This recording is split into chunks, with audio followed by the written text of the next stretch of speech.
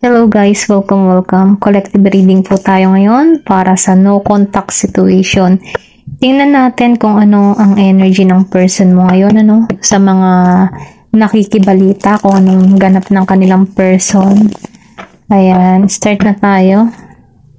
Give me the message for collective. And siya nga po pala, pakisupport naman po yung YouTube channel ng friends ko. Ilagay ko na lang po dyan sa description yung link, okay?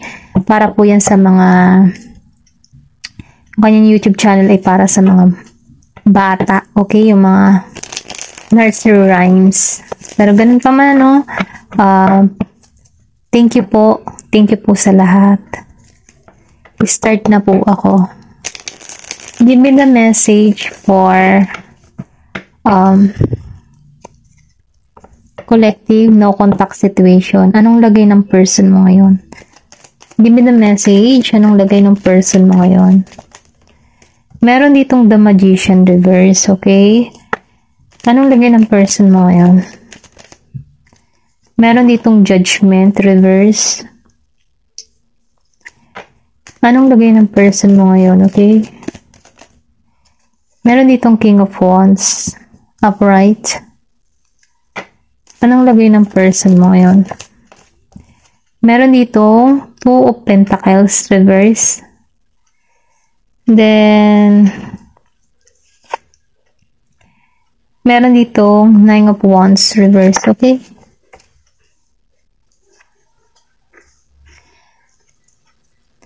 Okay. Nakikitaan ko dito, Meron ditong Aries, Leo, Sagittarius. Then, Gemini, Aquarius, and Libra. Scorpio, Cancer, and Pisces. Virgo, Taurus, and Capricorn. Halos lahat kasi narito yung The Magician. Nakikitaan ko dito, itong person mo, meron tong hinihiling or minamanifest ka ng tao nito. Pero, hindi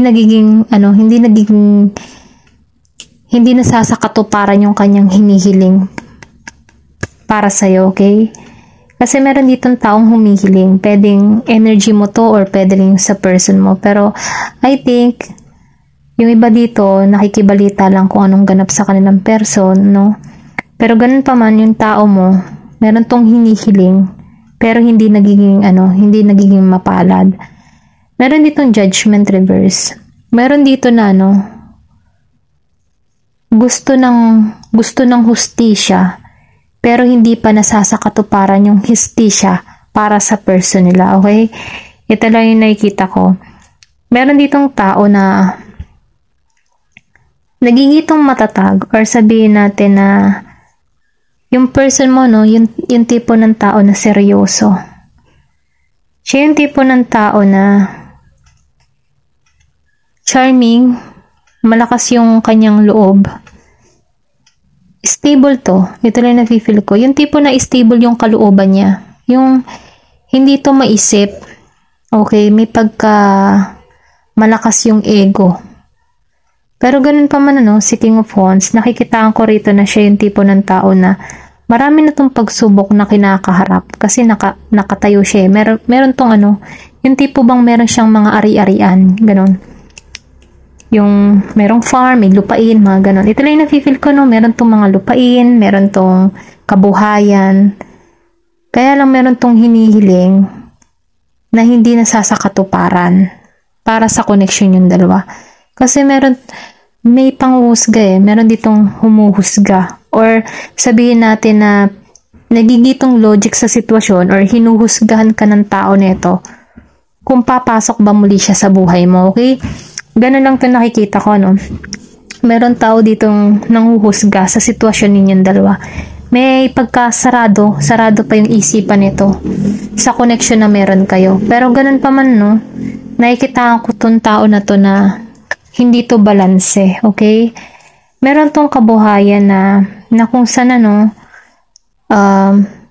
nakikitaan ko dito na ito yung tao na ayaw ng responsibilidad or sabihin na ayaw nito na mahirapan siya. Kaya mas pinipili ng tao na ito na alisan yung mga problema na tinatahak niya. Yung tipo ba, ayaw niya ng problema. Ganun lang yung energy ng tao nito, ano. Ayaw nito ng problema. Kasi ayaw nito ng tipo na hindi siya balancing, hindi siya mapalagay, hindi siya panatag, ano. Pero ganun pa man, ito yung nakikita ko sa tao na to. Hindi siya balanse sa panahon ngayon. Meron tong tinakasan, okay? Meron tong inalisan. Kasi nakikitaan ko dito na ayaw nito ng problema. Ito lang yung nafe-feel ko. Kapag nagkakaroon na ng problema, nag-iisip na to ng paraan para matakasan yung sitwasyon o yung relasyon na merong problema. Ganon. Ito lang yung nafe-feel ko. Pero ganun pa man, meron ditong hindi naging matagumpay yung connection. Meron tong minamanifest, kaya lang hindi nangyayari. Maybe kaya hindi pinagkakalob sa kanya yung kanyang hinihiling para sa inyo kasi kailangan niya munang baguhin yung sarili niya bago ibigay sa kanya yung minamanifest niya. Okay? Ito lang yung nafe-feel ko. Meron ditong hindi naging matagumpay yung kanyang hinihiling or kung ikaw man ay minamanifest nito, kasi naka-reverse yung magician nawawala yung pagiging nitong creative kasi na-out of balance siya sa sitwasyon or sa sinapit ninyo. Meron siyang gumugulo. May gumugulo sa kaisipan nito. Ito lang yung nakikita ko. Kung makikita mo dito, ang lalim ng kanyang kaisipan, ang layo ng kanyang tingin. Pero ganun pa man, wala tong ginagawang aksyon para sa inyong dalawa. Okay? Tinan pa natin kung ano pa yung mensahe.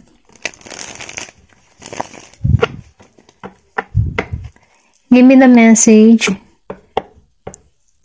Anong gagawin nitong hakbang sa inyong dalawa, okay? Ano yung gagawin nitong hakbang? May gagawin ba ito? Yung ganyan. Tingnan pa natin, ulitin natin to, May gagawin ba itong hakbang para sa inyong connection, okay? Give me the message. May gagawin ba itong hakbang sa connection yung dalawa? Meron ditong 9 of Wands. Fire sign. Malakas ang fire sign. 2 of Cups reverse. Okay, 6 of Cups. Meron dito na Scorpio concerned Pisces. King of Sword. 2 of Sword. 10 of Wands reverse. Itong tao na to, nakikitaan ka nito na matayog. Nakikitaan ka nito na confident ka sa lahat-lahat Iniisip ka ng tao nito. Ito lang yung nafe-feel ko. Iniisip ka nito, iniisip niya yung memories na binuo niyong dalawa. Kaya lang hanggang memories na lamang yung nangyari sa inyo Hindi na mababago pa. Nakikitaan ko rin dito itong tao nito logic siyang mag-isip. Kumbaga, bago siya gumawa ng isang hakbang, pinag-iisipan niyang mabuti. Kumbaga, kung ano yung magiging resulta ng kanyang gagawin. Ganun siya katalino, okay? Matalino to. Then, nafe-feel ko din dito, na hindi to kumikilos. Wala sa inyong, wala sa iyong union. Walang pagkikita, walang reunion na magaganap sa inyo. Kasi naka-reverse si 2 of Cups. Na kung sana, may panghihinayang tong tao nito. Kasi namimiss niya yung yung ikaw. Kasi nakikitaan ka ng tao nito na pang long term. Yung tipo na tapat ka. Friends, yung best friend, tapat ka, loyal ka, matino ka. Kaya lang, itong tao na to may ginawa na hindi maganda sa'yo na kung saan may panghihinayang. Kasi na ngayon, nakikitaan ka ng tao nito na matatag ka kung nasa saan ka man ngayon. Maybe, iniisto ka pa rin ito sa social media. Okay, ito lang yung nafe-feel ko. Nakikitaan niya na ikaw yung liwanag, ikaw yung para sa kanya. Kaya lang, wala siyang ginagawang aksyon. Kasi nakikitaan ka niya ng mabuti kang babae, mabuti kang lalaki, okay? Kaya lang, hanggang memories na lang Yun na lang yung kanyang kinikip yung memories or yung magagandang simula na nangyari sa inyong dalawa, okay? Ito lang yung nararamdaman ko. Then dito, si King of Sword, then sinabay ni 2 of Sword. King of Sword reverse, then 2 of Sword upright, then sinabayan ni 10 of Wands reverse.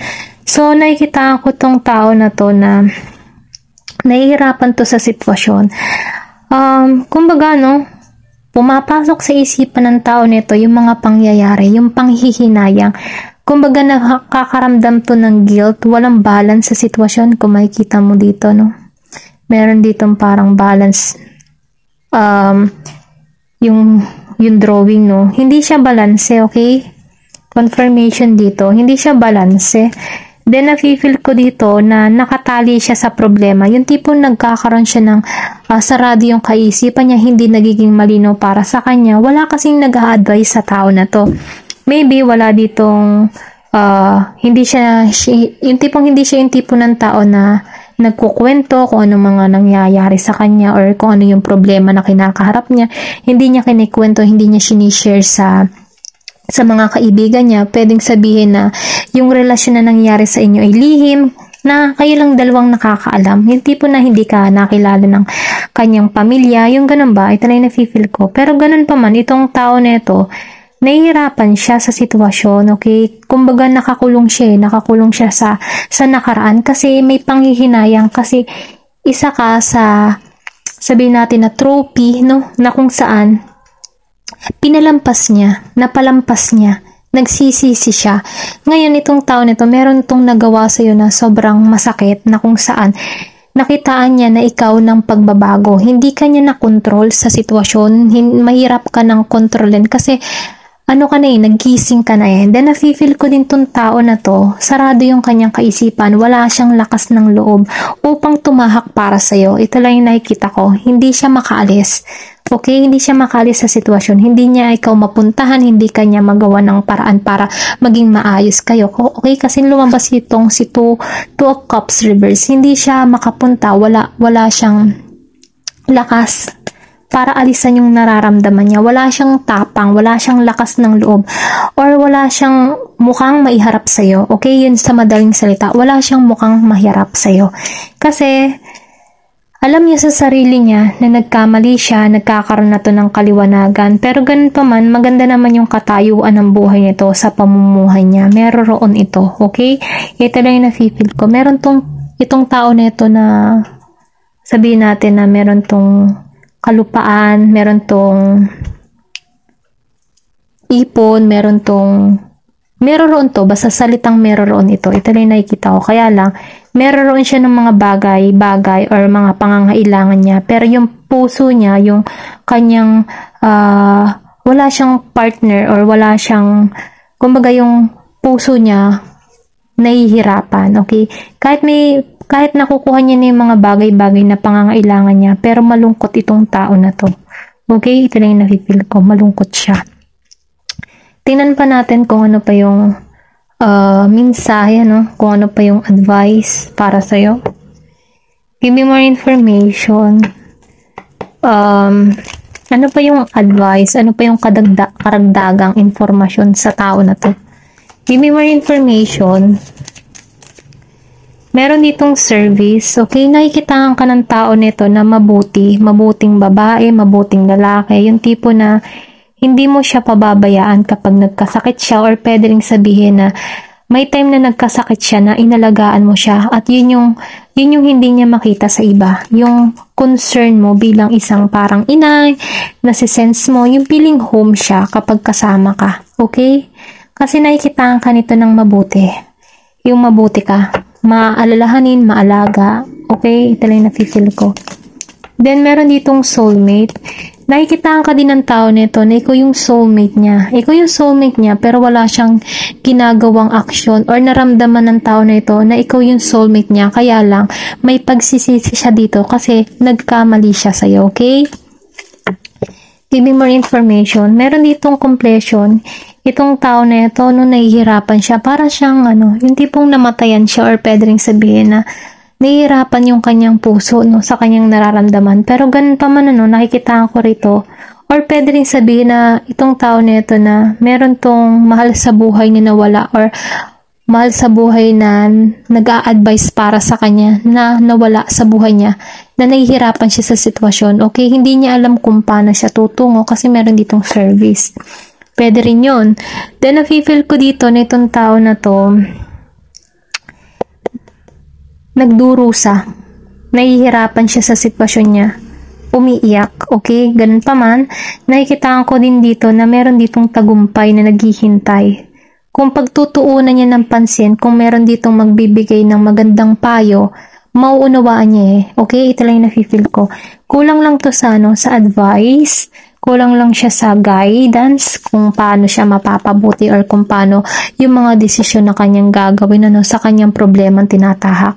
Kasi minsan yung mga tao or alam mo yun, yung tipo na kaya siya nahihirapan kasi wala sa kanya nagga-guide, wala nagpapayo sa kanya ng mabuti. Okay, ito lang yung nafe-feel ko. Meron ditong grip, talagang meron ditong umiiyak, meron ditong nawalan ng mahal sa buhay, or pwede rin sabihin itong person mong to, meron tong nawalan sa buhay, meron siyang mahal sa buhay na nawala na kung saan na nagpapahirap sa kanyang kalooban, okay? Pero ganun pa man,